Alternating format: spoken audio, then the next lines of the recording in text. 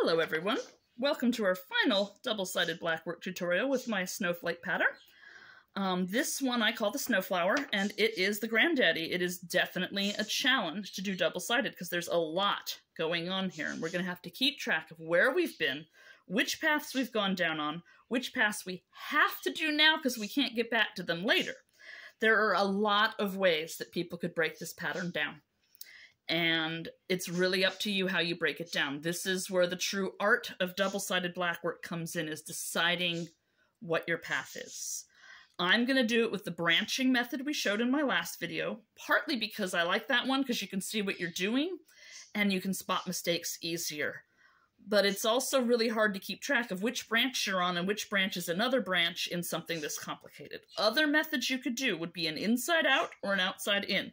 So you could start like with this center star and then follow one thing up to this flower where you do the whole outer edge of that. Then you go to the next outer edge, but you'd still have to do some little branches and you can get all the way around eventually that way. And then you'll have to remember how you got out, because you've got to come back to the center the same way. You've always got to come back to where you've started when you're being double-sided.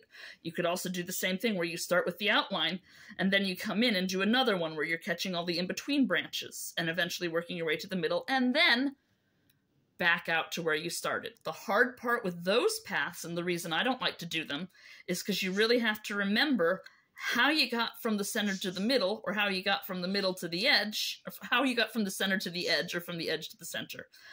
Now, the nice thing about that strategy is if you happen to miss a few stitches and you leave nice long ends, like I've been saying you should on the back, you can kind of sort of tuck your ends toward the gap and then close the gap with your tucked end and keep tucking past it.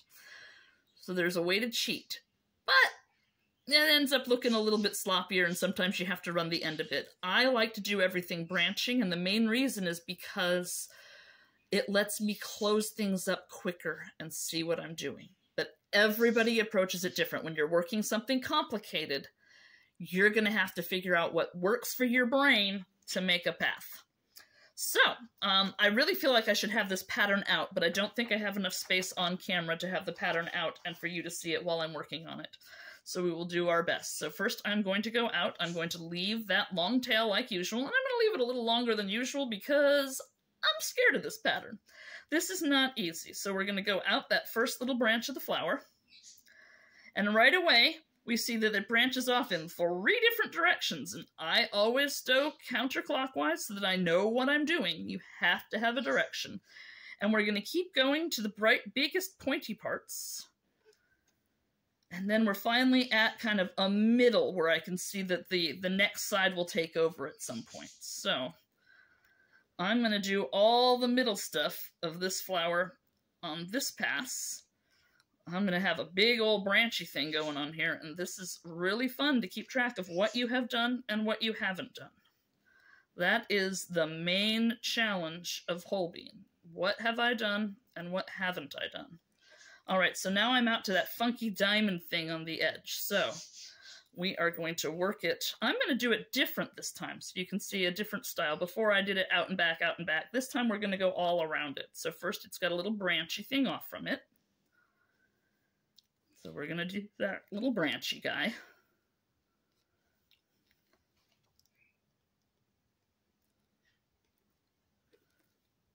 And then the branchy guy is going to go back to the diamond, where we're going to invisibly do a side of the diamond on the underside of the fabric. How does that line go? There.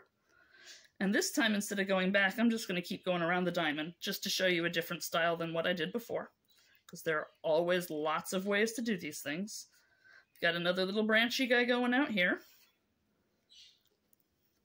And if you're already lost, that's probably because you can't see the pattern. But if you're doing this for the first time, you will probably be doing about 10 times slower than me. So do not worry, this is slow, this is hard. You need concentration. You want to have your pets and your kids locked away somewhere where they are not going to bug you, because you have to keep track of what you are doing. And I am about, so this time I'm doing it different than I did before. I'm just working all the way back around the whole diamond. And you can start to see I can see a little bit of what's going on here. All right. Okay. Coming back down to that flower part. So I'm doing just one side of each petal because I'll pick up the other side on my next branch.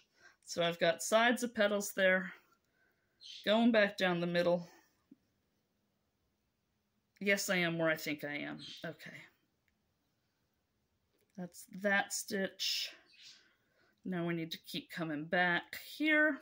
This is going to be one of those little lines down the middle of the flower. And you'll start to see the flower soon.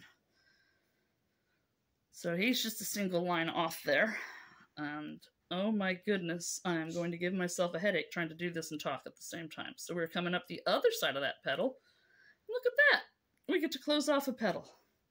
And then there's a cute little branchy thing coming out here.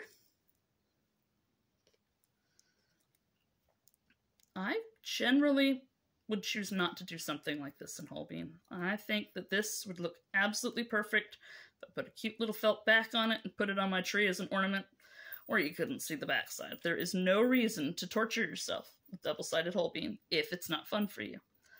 But, well, hey, what's the fun in not trying? So, I'm hanging on here a little bit because I'm looking back at my pattern, making sure I get everything I have to get. So we have done a whole bunch over here, and I'm trying to figure out, we have come up this way. So yeah, we just need to do this part. Okay. All right. And you see, I do, in fact, have to go back and look at what I'm doing and decide, am I doing enough? Am I doing the right parts? It takes a lot of thought to do this and keep track of where you are. So I'm doing that side of that petal. Coming back down here. And you can see part of the reason I like to work this way is it's already looking a little bit like something. And I don't think I started with enough thread to do as much of this pattern as I was going to do, but we will get what we want. You never play thread chicken. I know, it's my name, but you don't do it. You never play thread chicken when you are working on something like this. Because you just need to have enough to tuck ends neatly, and you just need to not confuse yourself. And I'm already confusing myself. Okay, what did I do here?